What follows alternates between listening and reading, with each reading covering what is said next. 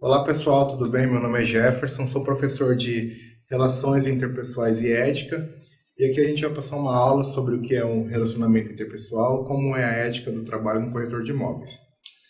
Tá?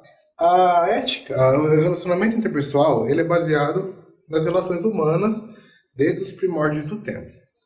Então é o seguinte, cada pessoa, né, cada indivíduo, ele tem uma personalidade, ele tem alguns desejos, ele tem alguns valores.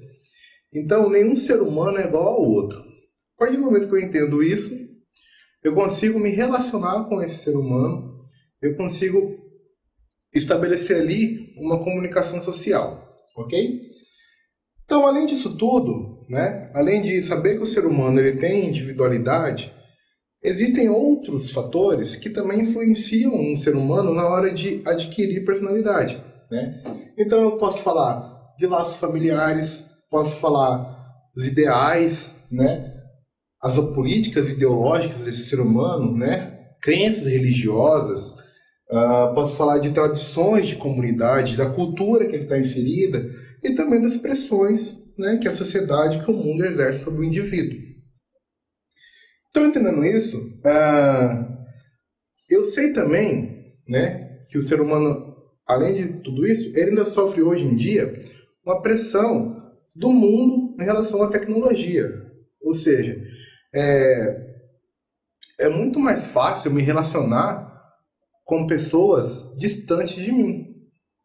Então eu tenho muito mais acesso hoje a culturas que antigamente eu não tinha. Né? Hoje é um clique, você pode conversar com uma pessoa do outro lado do mundo e compartilhar com esse ser humano informações.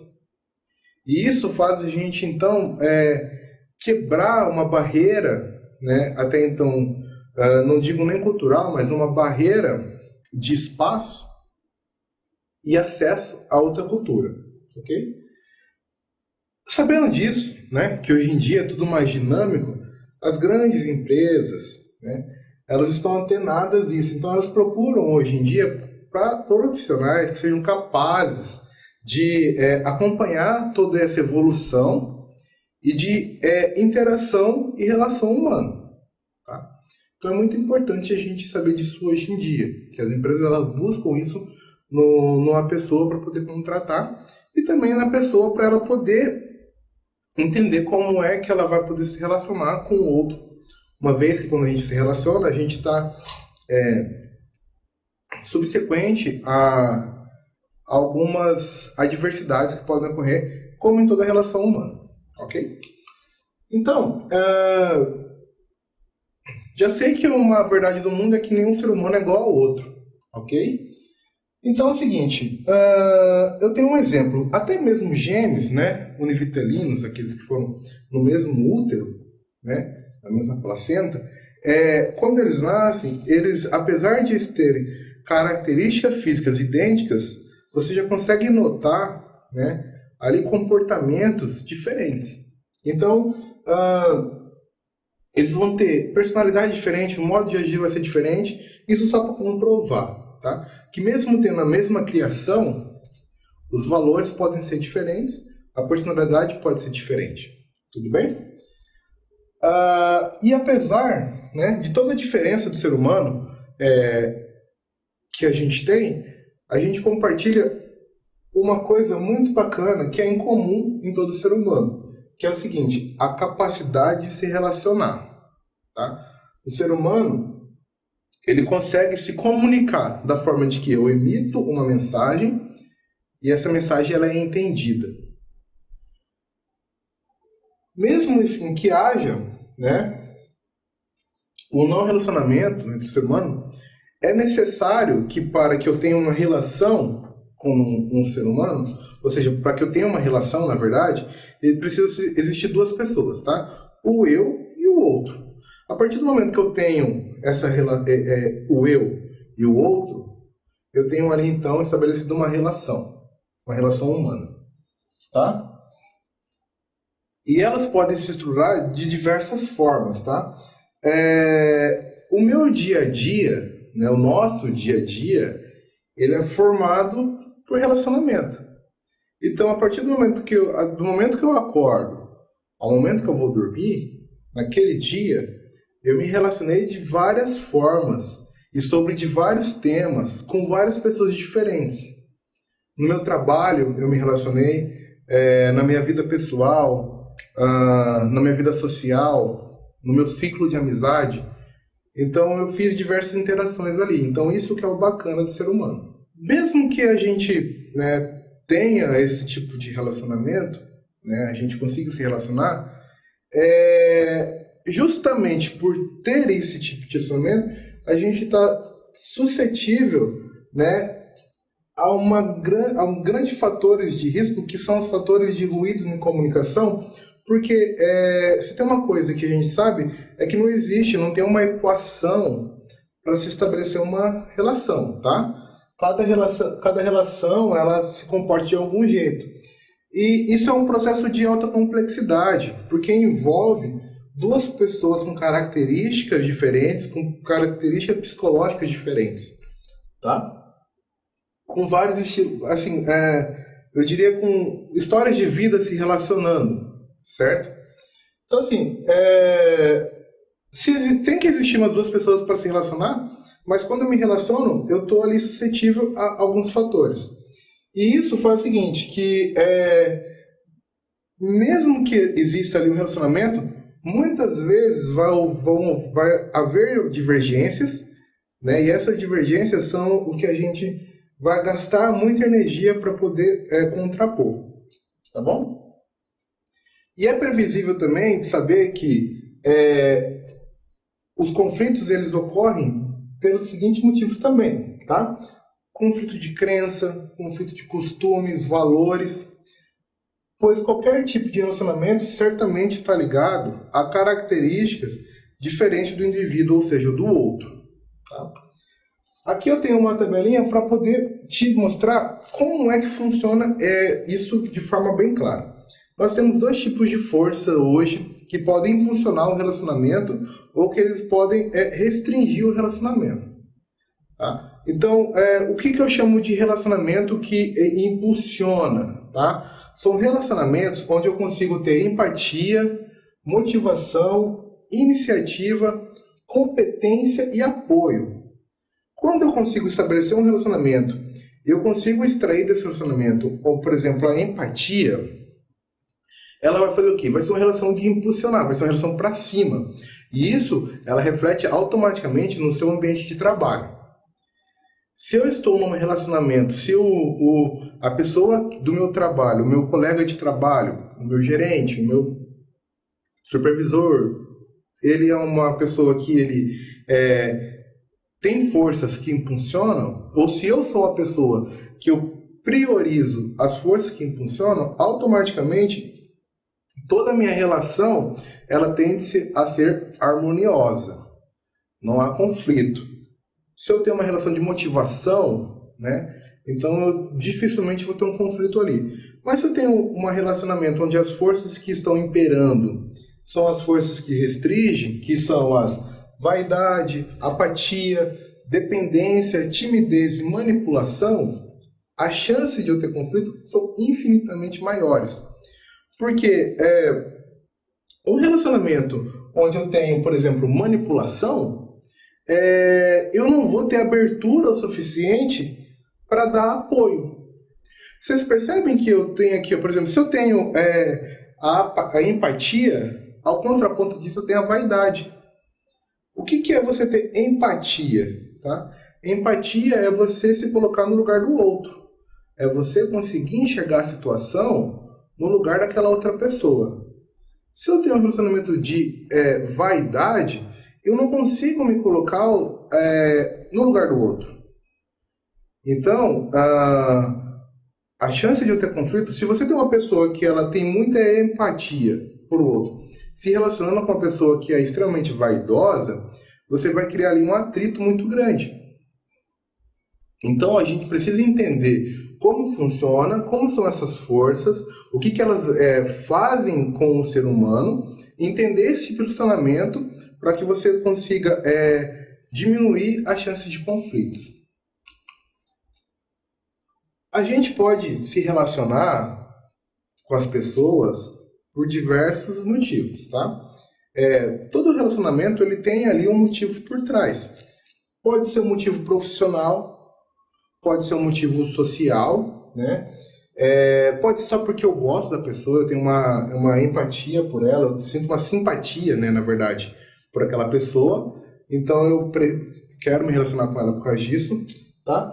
Só que a gente tem que entender e saber qual que é o real motivo de eu estar me relacionando com aquela pessoa.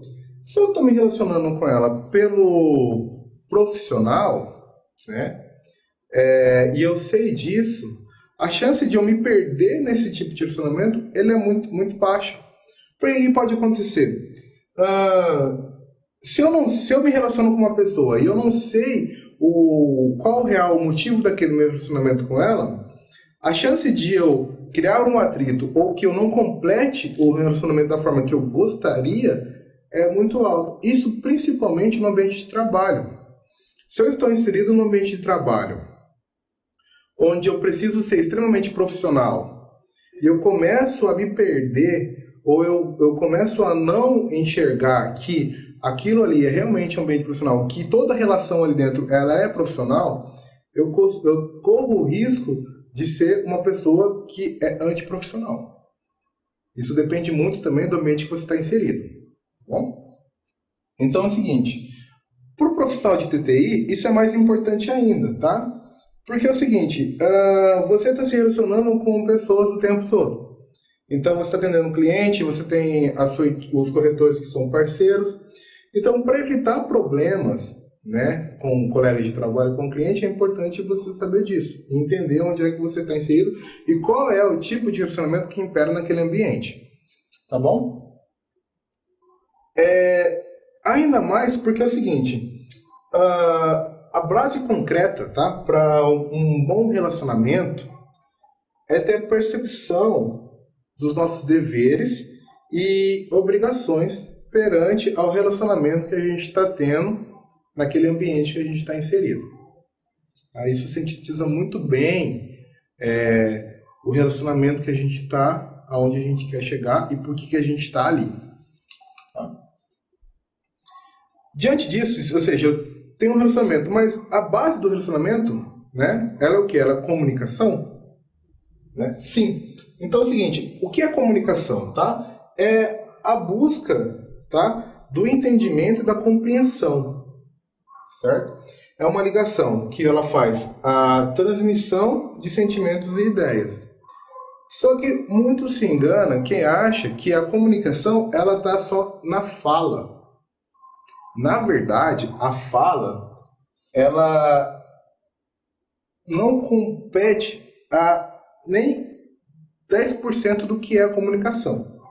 A linguagem corporal, que é a forma como você se porta, o posicionamento, vestimenta, gesticular, isso tudo é uma linguagem corporal. Ela representa 55% de uma comunicação. Outros 38% é no tom de voz. Como é que eu propago a minha voz no ambiente diz muito de como eu quero me comunicar. E só 7% é o conteúdo e a apresentação. Ou seja, a forma como eu me apresento no ambiente e o que eu estou falando. Tá? Você percebe então que só falar não adianta. Entendeu? A chance de você não completar a comunicação ou ter muitos ruídos durante a comunicação são muito grandes. Então, a forma como você também se expressa no ambiente, a forma como você se porta, também diz muito de como você quer se comunicar. Ok?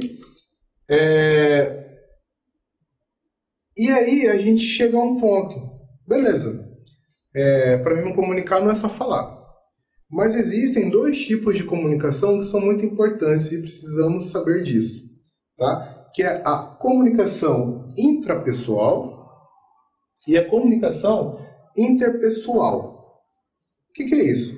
A comunicação intrapessoal nada mais é do que eu falando comigo mesmo. Sabe quando você deita a cabeça no travesseiro à noite e começa a pensar sobre a sua vida ou a conversar consigo mesmo você começa a falar de sonhos e tudo mais, essa é uma comunicação muito importante.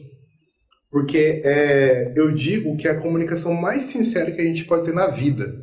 Porque você não mente para você mesmo. Então, por que ela é importante? Porque ela vai ser a base de como eu vou me comunicar no interpessoal. O interpessoal é como eu me porto para o meio. Tá? Então, o jeito que eu falo comigo pode ser diferente do jeito que eu me expresso pro social, tá?